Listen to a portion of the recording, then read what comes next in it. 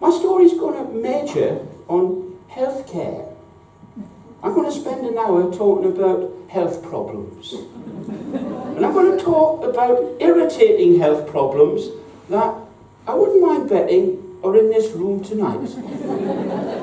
I'm going to be talking about constipation. And ladies, I'm looking for a volunteer. Is there a volunteer out there? Come on. Come on. Come on, there must be a constipated lady. And I'll be also talking about itchy hemorrhoids. We're all of a certain age, come on. There's a bunch of hemorrhoids here in Swanwick tonight, isn't there? And I'll also be mentioning water infections and bladder stones. I'll not be telling you what you should get at Boots for all of these complaints, or what the doctor can do today.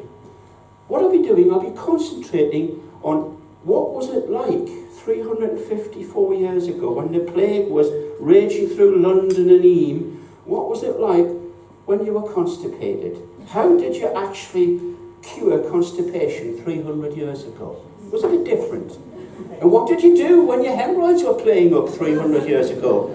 Totally different. And of course I will mention the plague. Now, guest speaking. There's a golden rule when it comes to guest speaking.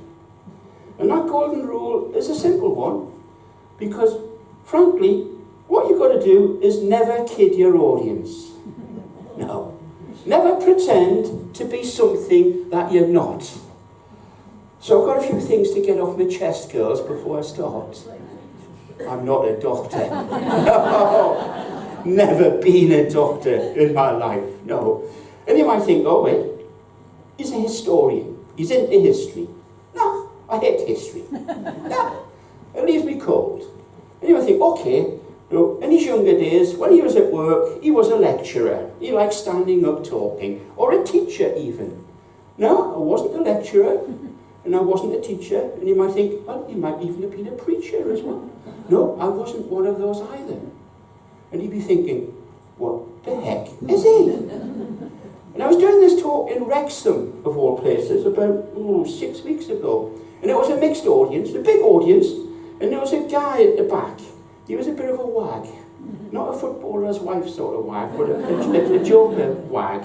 And he stood up, and he pointed at me, and he cupped his fingers around his mouth, and he said, "Oi, what part of Wales are you from then, Taff?"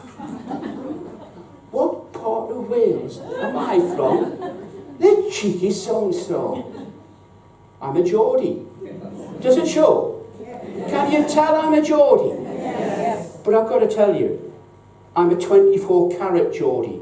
I'm not one of those plastic Geordies from Sunderland. I'm from Newcastle upon Tyne. I'm 100% Geordie. And, you know, even though we're 150 miles away from Newcastle, I haven't met any of you before.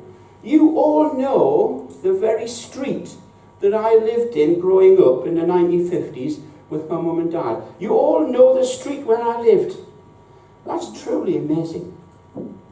I lived in a place called Byker Grove. I really did. I lived in Byker Grove. It did exist, and I lived there for 17 years, from a bear in nappies to a spotty teenager.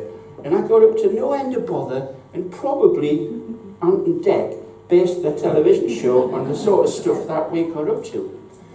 And whilst I'm name dropping, another one for you. You all know my best friend from school. We were like that. We did everything together. You know, when you've got a best friend, you're there with them every step of the way. And you know him as well. He's called James Bradford. You all know James, don't you? Well, he changed his name, and he got a taste for acting. And we all know him now as Jimmy Nail. Remember Jimmy Nail from Auf Wiedersehen, Pet? Well, we were like that. And that gives you an idea of what sort of guy I am. There's a few rough edges around me. And, you know, 60 years went in a flash.